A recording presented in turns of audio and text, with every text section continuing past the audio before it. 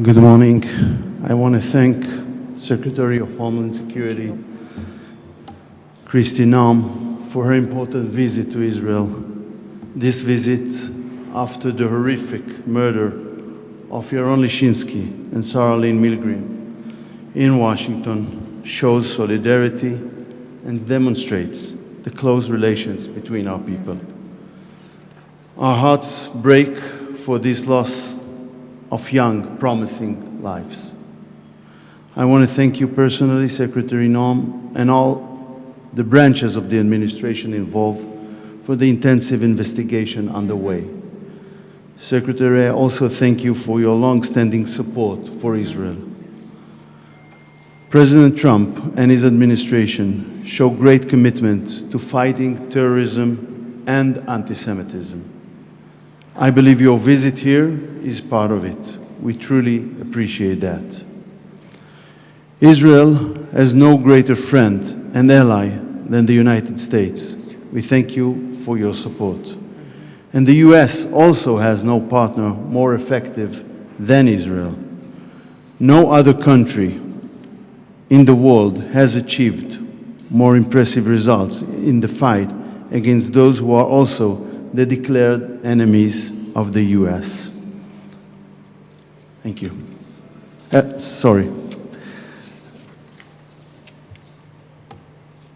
To our enemies, I say today once again, Israel will never surrender to terrorism. Please, Secretary. Yes. Well, thank you. Good morning, and thank you, Minister. I appreciate your hospitality and your focus on recognizing those that we have lost. Following the horrific terrorist attacks in Washington, D.C. that took the lives of Sarah Milgrm and Yaron Lischinsky, President Trump asked me to come here to Israel, to stand with all of you and to honor Sarah and Yaron. Today we stand together with profound grief, and our hearts are heavy with the loss of these two radiant souls that we will no longer have with us. Their lives were so full of promise and love and dedication, and may they be an inspiration to us of how to live our daily lives as well. They were people who recognized they were created to serve others, and they did that in a way to take straight on the face of other people that seek to divide us and that hate us. Yet in this moment of sorrow, we also ask that you would gather with us to honor their light and the unbreakable spirit of the Israeli and the American people. Yaron was known for his infectious smile and his unwavering commitment to peace and the vision of the Abraham Accords. But he believed in peace and goodness. Friends and family shared of Sarah that she glowed with warmth and compassion, dedicating her life to fostering peace and understanding. Her work for initiatives like Tech to Peace and her career in public diplomacy were incredibly important to her. Their love for each other, a bond that was so strong that Yaron had already chosen a ring to propose to Sarah here in Jerusalem. It reminds us of the dreams that terrorism seeks to destroy every single day. But we will not let hatred have the final word. Sarah and Yaron's lives are a testament to the power of love and service. They stood for something that was much larger than themselves, and their memory calls us to do the same. They have lived a life of significance that has forever changed us.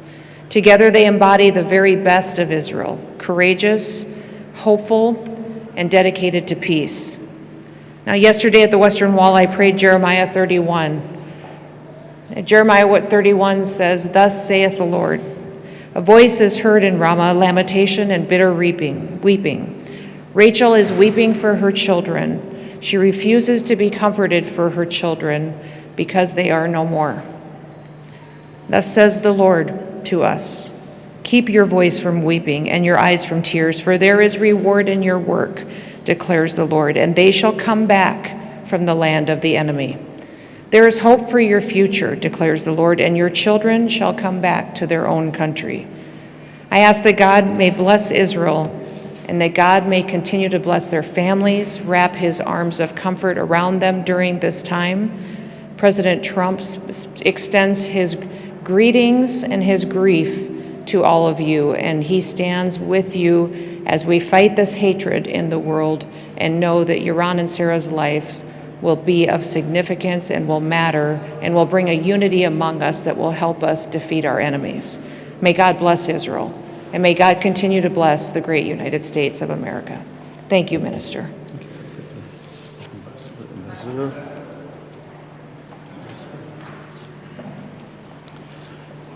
We're so very honored that the Secretary is here.